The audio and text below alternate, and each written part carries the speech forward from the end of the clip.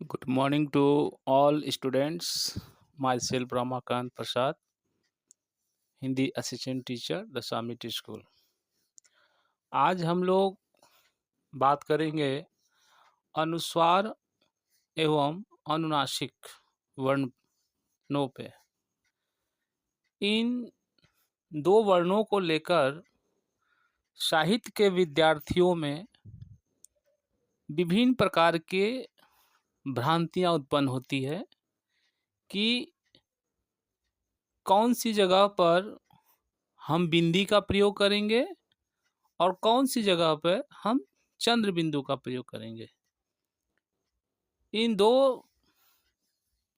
चीज़ों को लेकर साहित्य में विभिन्न प्रकार की भ्रांतियां और धारणाएं होती है। तो सबसे पहले ये समझना जरूरी है कि अनुस्वार एवं अनुनासिक वर्ण होता क्या है।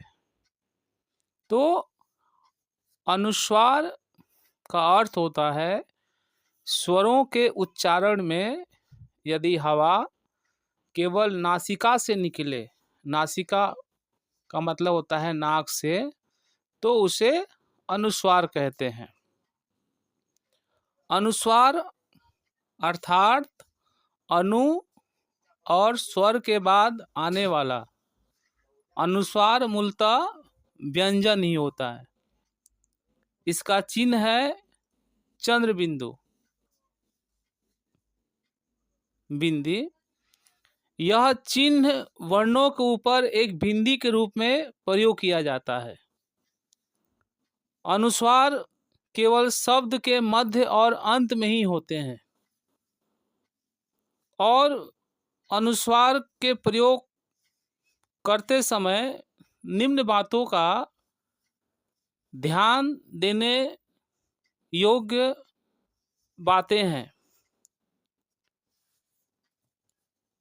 हिंदी भाषा में अनुस्वार के प्रयोग का महत्वपूर्ण स्थान है।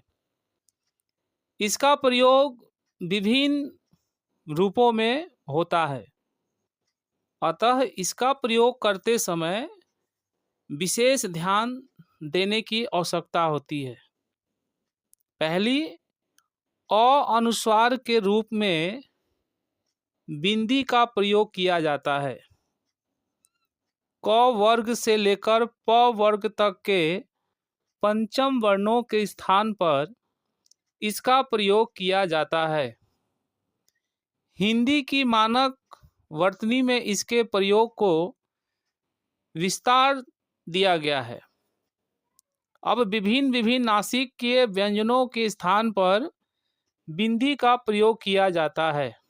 जैसे गंगा, तो पहले हम गंगा को ग, अंग और ग में आकर गा लिखते थे।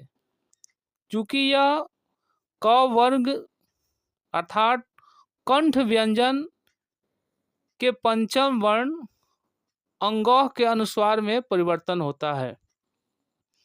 किसी भी वर्ग का जो पंचम वर्ण होता है वास्तव में वही अनुस्वार होता है।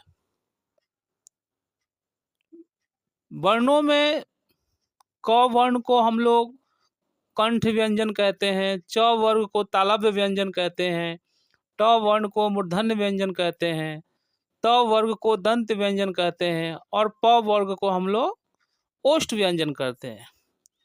तो किसी भी वर्ग के जो पंचम वर्ण होता है वही वास्तव में अनुस्वार होता है।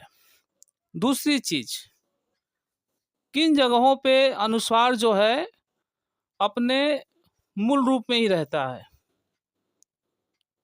तो यदि अनुस्वार के पश्चात य, र, ल, व तथा ह आने वाले शब्दों में अनुस्वार अपने मूल रूप में ही रहता है, अर्थात ऐसी जगह अनुस्वार चिन्ह अर्थात बिंदी का प्रयोग नहीं होता है।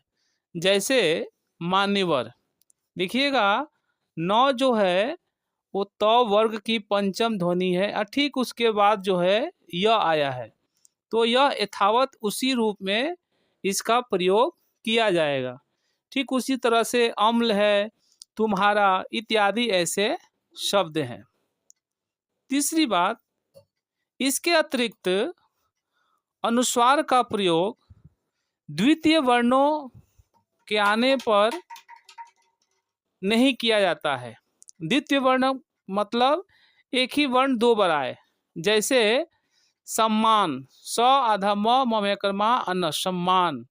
देखिएगा म और उसके बाद फिर एक म आया है, तो ये जो है प वर्ग की पंचम ध्वनि है, तो ये भी अपने मूल रूप से यथार्थ स्थान पे रहेगी।